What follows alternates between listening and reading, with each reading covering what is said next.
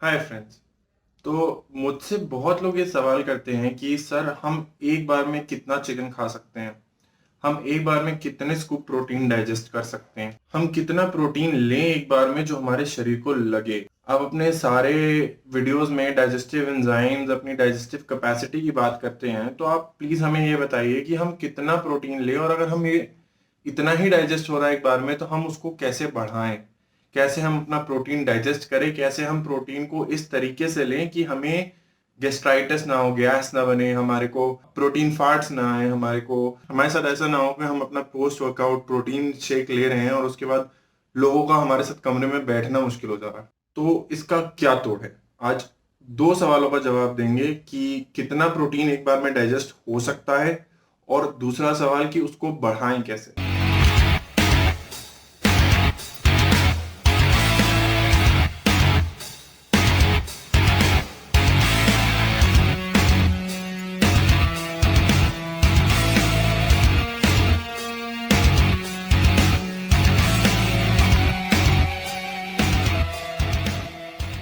तो मेरी ओपिनियन में वे प्रोटीन सबसे पहला सोर्स आता है लोगों के दिमाग में, बॉडी बिल्डर्स के दिमाग में प्रोटीन का। तो जितने भी लोग अपना प्रोटीन ले रहे हैं उसमें से 80 to 90% मेरी ओपिनियन में अपना प्रोटीन वेस्ट करते हैं, क्योंकि वो डाइजेस्ट नहीं होता है। आप 2 स्कूप 3 स्कूप एक साथ ले लेते हैं अपने प्रोटीन के। आप पहले अपने प्रोटीन को उठाइए, उसके पीछे जो न्यूट्रिशनल इंफॉर्मेशन दी है उसको देखें, और उस न्यूट्रिशनल इंफॉर्मेशन में पर स्कूप, एक स्कूप के अंदर कितना प्रोटीन आता है उसे देखें। जैसे ये गेनर है, इसमें एक स्कूप में सिर्फ 12 ग्राम प्रोटीन। दूसरी तरफ ये आइसोलेट है, इसमें एक स्कूप में 26 ग्राम तक प्रोटीन है। तो आपको थोड़ा सा पढ़ना लिखना पड़ेगा कि आपके प्रोटीन के पैकेट के पीछे क्या लिखा है, एक स्कूप में कितने ग्राम प्रोटीन है। जब आपको ये चीज पता चल जाएगी तो दूसरी इंफॉर्मेशन जो आपको जानने की जरूरत है वो है प्रोटीन। वे प्रोटीन जो है पनीर के पानी से, दूध को फाड़ फाड़ के, पनीर को फाड़ फाड़ के उसके पानी से वे बनता है, उसको प्योरीफाई करते हैं, प्रोसेस करते हैं, तो हमारे पास वे प्रोटीन पाउडर आता है। 8% तक जो है वे प्रोटीन में लैक्टोज होता है। लैक्टोज यानी कि मिल्क शुगर, दूध के अंदर जो शुगर होती है उसको लैक्टोज बोलते हैं। ग्लूकोज और गैलेक्टोज से बनती है। और ह्यूमन बॉडी इतनी अडेप्टेड नहीं है कई लोगों की कि वो इस शुगर को बहुत आसानी से डाइजेस्ट कर पाए। हमारे गट में, हमारे पेट में बैक्टीरिया की एक पॉपुलेशन होती है जिसको हम लैक्टोबैसिलस एसिडोफिलस बोलते हैं। और लैक्टोबैसिलस जो है वो एक एंजाइम प्रोड्यूस करते हैं, लैक्टेज, जो इस मिल्क प्रोटीन को डाइजेस्ट करने में हेल्प करता है। पहले आपने देखा होगा कि पहले जो पुराने अपने गांव के लोग हैं वो सब आराम से पी लेते हैं, खा लेते हैं दूध पनीर, कोई दिक्कत नहीं होती, क्योंकि वो इतना प्रोसेस्ड फूड नहीं खाते। हम इतना प्रोसेस्ड, फ्राइड, फ्रोजन खाते हैं कि हमारी जो गट फ्लोरा है उसको हमने धीरे धीरे खत्म कर दिया है। अब हमारे पेट में जो गुड बैक्टीरिया है, जिसमें एक जो बहुत इंपॉर्टेंट है वो है लैक्टोबैसिलस एसिडोफिलस, वो ऑलमोस्ट खत्म होता जा रहा है। तो इसका क्या तोड़ है?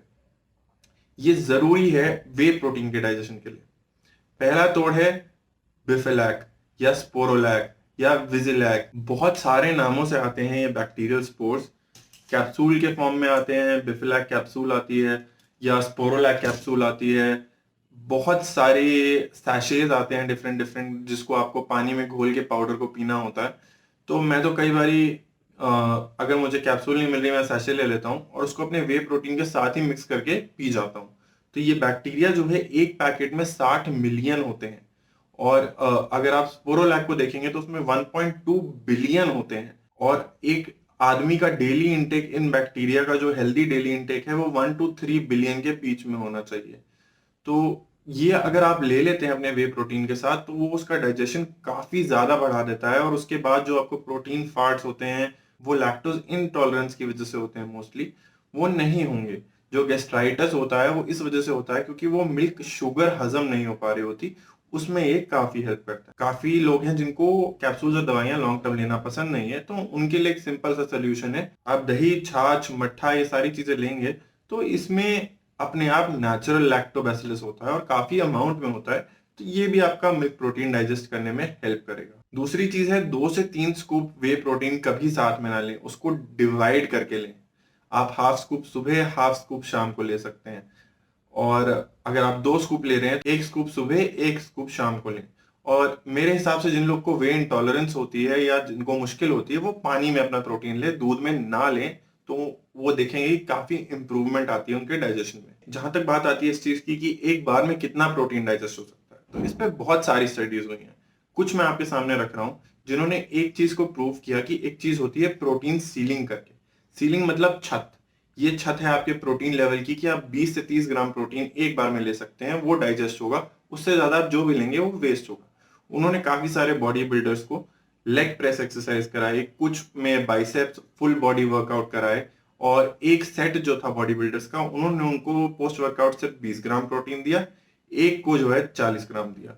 ऐसी ही एक और स्टडी थी जिसमें 30 ग्राम दिया और 50 ग्राम दिया। दोनों स्टडीज में पाया गया कि इक्वल बेनिफिट था। ऐसा नहीं था कि 50 ग्राम वालों को ज्यादा बेनिफिट हो रहा था। 20 और 40 वाले में पाया गया कि 40 वालों को थोड़ा ज्यादा बेनिफिट हो रहा था। तो और स्टडीज इसके बाद जब हुई तो 20 से 30 ग्राम का एक रेंज निकला कि 20 से 30 gram protein ceiling usually population की होती है, उससे ज्यादा प्रोटीन एक बार में आप नहीं डाइजेस्ट कर सकते। और आपकी टोटल प्रोटीन रिक्वायरमेंट कैलकुलेट करना मैंने अपने ऑलमोस्ट हर डाइट रिलेटेड वीडियो में बताया है, 2.2 ग्राम्स पर किलोग्राम ऑफ बॉडी वेट। तो अगर कोई 60 किलो का बंदा है तो उसको 60 इंटू 2.2 यानी 132 ग्राम प्रोटीन चाहिए दिन में। उसको आप 5 या 6 मील्स में डिवाइड कर दें, 5 मिनिमम, 6 है तो बेटर हो जाएगा। तो 132 को अगर आप 6 से डिवाइड करेंगे तो आपको 22 ग्राम रफली मिलेगा। 22 ग्राम प्रोटीन आपको हर मील में लेना है अपने, और उस 22 ग्राम में भी वो 22 ग्राम परफेक्टली फॉल हो रहा है इस 20 टू 30 ग्राम्स की रेंज में, जो मतलब डाइजेस्ट हो सकती है आपकी बॉडी में एक बार में। अगर आप ये देखेंगे कि आप इसको ऐसे डिवाइड करके ले रहे हैं, इसके साथ बिफिलैक या स्पोरोलैक या विजिलैक या कोई भी लैक्टोबैसिलस का सोर्स ले रहे हैं, इवन याकुल्ट नाम की एक कंपनी है जो छोटे छोटे प्रोबायोटिक ड्रिंक्स बनाती है, वो भी बहुत इफेक्टिव होते हैं इसको डाइजेस्ट करने में, हेल्प करने में। बेसिकली प्रोबायोटिक्स, जितने प्रोबायोटिक्स आप इसके साथ लेंगे उतना आपको हेल्प होगा इसके डाइजेशन में, इसके अब्जॉर्प्शन में, और आप देखेंगे आपका रिजल्ट बेटर होता है। अब आते हैं तीसरे तरीके पे, आप अपने प्रोटीन सोर्स को रोटेट कर सकते हैं। वे प्रोटीन तो एक कांस्टेंट, एक स्टैंडर्ड हो गया आपकी डाइट में, उसके साथ आप अपने प्रोटीन का सोर्स रोटेट करें। ऐसा नहीं है कि चिकन और ब्राउन राइस ही खाते हैं तो चिकन और ब्राउन राइस ही खाते रहेंगे। आप चिकन के साथ मटन को रोटेट कर सकते हैं। किसी दिन मटन खा लिया, किसी दिन अंडे खा लिए, किसी दिन मान लीजिए जैसे मैं ट्यूसडे को नॉनवेज नहीं खाता हूँ तो ट्यूसडे को आपने कोई वेजिटेरियन सोर्स खा लिया, जैसे पनीर खा लिया, योगर्ट हो गया, राजमा हो गया, मटर हो गया, बहुत सारी चीजें हैं। इनको आप रोटेट करते रहिए तो आपकी बॉडी को भी एक तरीके से different different amino acid profiles के प्रोटीन्स मिलते रहेंगे, तो किसी भी माइक्रो न्यूट्रिएंट की भी डेफिशिएंसी नहीं होगी और प्रोटीन टाइप की एमिनो एसिड की डेफिशिएंसी स्पेसिफिकली नहीं होगी।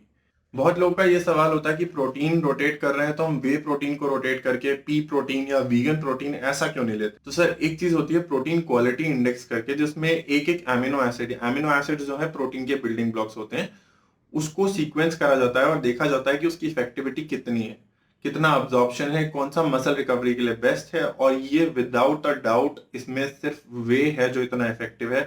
P protein, vegan protein, plant protein उसके आसपास भी नहीं आता, उसका रिजल्ट भी उसके आसपास भी नहीं आता। तो वे को आपने कांस्टेंट रखना ही है। Whey protein is the bread and butter of a body builder. उसके बिना बॉडी बनाना बहुत मुश्किल है।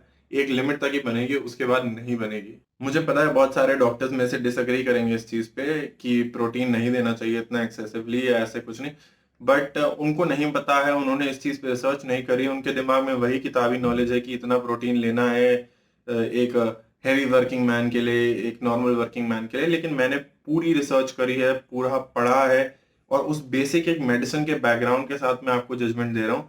वे प्रोटीन सेफ है, वे प्रोटीन का कोई नुकसान नहीं है, आप वे प्रोटीन लीजिए। और एक थोड़ा महंगा ऑप्शन आता है हाइड्रोलाइज्ड वे प्रोटीन के नाम से। वो सारे लोग अफोर्ड नहीं कर सकते हैं, तो उसको मैं सबको नहीं रेकमेंड करूंगा। लेकिन जो अफोर्ड कर सकता है, तो हाइड्रोलाइज्ड वे जो है वो ऑलरेडी थोड़ा ब्रोकन डाउन होता है, वो बेटर अब्जॉर्ब होता है कई लोगों में। तो अगर आपको वो बेटर सूट करता है, आप अफोर्ड कर सकते हैं, आपके लिए ऑप्शन है, तो आप उसको भी ट्राई कर सकते हैं। अगला तरीका है अपने वे प्रोटीन के साथ थोड़े से कार्ब्स लें। बहुत लोगों को देखा है मैंने, बहुत गंदी आदत है, वो सुबह वर्कआउट करेंगे और वो प्रोटीन शेक पी के काम पे चले जाएंगे। उन्होंने कहा ये शेक पी लिया, ये मेरा ब्रेकफास्ट हो गया। सर अगर आप डब्बे के पीछे ध्यान से देखेंगे, उस पर बड़ा बड़ा लिखा होता है this is not intended as a meal replacement. यानी आपकी मील की रिप्लेसमेंट नहीं है, आपके खाने की रिप्लेसमेंट नहीं है, एक टाइम का खाना नहीं है ये। ये एक टाइम के खाने का सप्लीमेंट है। अगर आप वो वे प्रोटीन थोड़े से कार्ब्स के साथ लेते हैं, चाहे वो एक बनाना ही क्यों ना हो, चाहे वो 2 स्लाइस आटा ब्रेड ही क्यों ना हो, वो उसका अब्जॉर्प्शन बढ़ जाएगा, उसका अब्जॉर्प्शन बेटर हो जाएगा और आपको जो डाइजेस्टिव प्रॉब्लम्स होती हैं वो भी कम होंगी। अब आ जाते हैं फार्मास्यूटिकल एंजाइमेटिक प्रिपरेशंस पे। आपके स्टमक में जो एंजाइम है प्रोटीन डाइजेस्ट करने के लिए, उसका नाम है प्रोटीएज। अब वो प्रोटीन किसी भी सोर्स से हो सकता है। लैक्टोज को डाइजेस्ट करने के लिए आप बिफिलैक या विजिलैक या जो भी लैक्टोबैसिलस का सोर्स ले रहे हैं, वो मिल्क प्रोटीन को डाइजेस्ट कर रहा है। लेकिन जो प्रोटीन बाकी सोर्सेज से आ रहा है, चिकन से आ रहा है, अंडों से आ रहा है, दाल से आ रहा है, उसका क्या? उसको डाइजेस्ट करने के लिए एक एंजाइम होता है प्रोटीएज। वो आपकी अपनी बॉडी भी सिक्रीट करती है एक लिमिट में, और उसको बाहर से सप्लीमेंट भी किया जा सकता है। प्रोटीएज 180, प्रोटीएज 360 करके बहुत सारी कैप्सूल्स आती हैं। और गेनिंग के टाइम पे एंजार फोर्ट नाम की एक टैबलेट आती है, उसको भी यूज किया जा सकता है, लेकिन बहुत शॉर्ट टर्म और अपने डॉक्टर के अप्रूवल के बाद ही इसको यूज किया जा सकता है, क्योंकि इसकी आदत पड़ सकती है। इसको बार बार लेने से अपने पैंक्रियाटिक एंजाइम्स जो हैं, जो प्रोटीएज एंजाइम अपनी बॉडी प्रोड्यूस करती है, वो कम हो सकते हैं। तो इसको अपने डॉक्टर के अप्रूवल के बाद ही लें।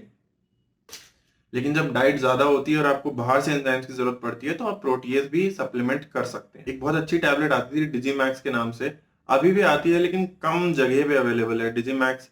तो आपके पास एंजार फोर्ट हो गई, डिजीमैक्स हो गई, protease 180, protease 360, protease enzyme sachet आते हैं, उन बहुत तरह के प्रोटीएज हैं। आप अमेजोन तक पे जाके सर्च करेंगे तो आपको प्रोटीएज एंजाइम मिल जाएगा, वो कोई बहुत बड़ी बात नहीं है। लेकिन अगेन आई वुड सजेस्ट, अगर आप बाहर से एंजाइम ले रहे हैं तो वो आप अपने डॉक्टर के अप्रूवल के बाद ही लें। और फाइनल एक आखिरी जो तरीका मैं एक बताना चाहता हूँ, वो बहुत कम लोगों को पता है, वो है ग्लूटामीन लेना।